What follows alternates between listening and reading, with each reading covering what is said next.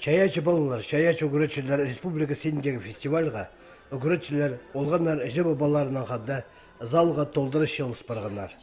Мұнда аймақ сеніндегі олимпиадаларының шеңісілері, школаның, районның, городтың халық шүртозында өткен аралыс жатқан, музыканың айғыз жатқан, аймақ қостар марығыларын ұтқан олғанар.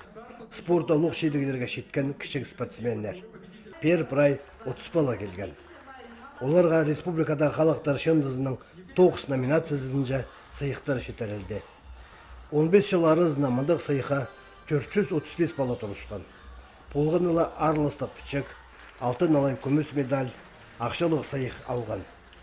Пүргі фестивальға 134 үкірін және сығарғанар. Олардың 30-лы талық естіп алған.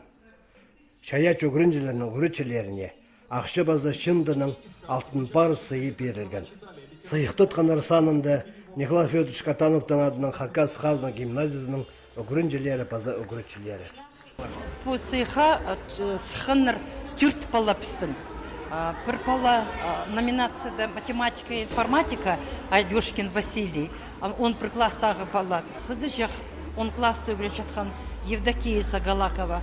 Анзы филология премия алды. Хакас тілінің литературының олимпиадаларда, научной конференцияда болған. Шалгинов Юрий премию музыкальную получает. Анзы школа искусств Хаддатовче Качалакова спорттың. Шебірге шылмының алдында шаяш олғанларын танықтып, оларға полысы пастанар асық сайманды.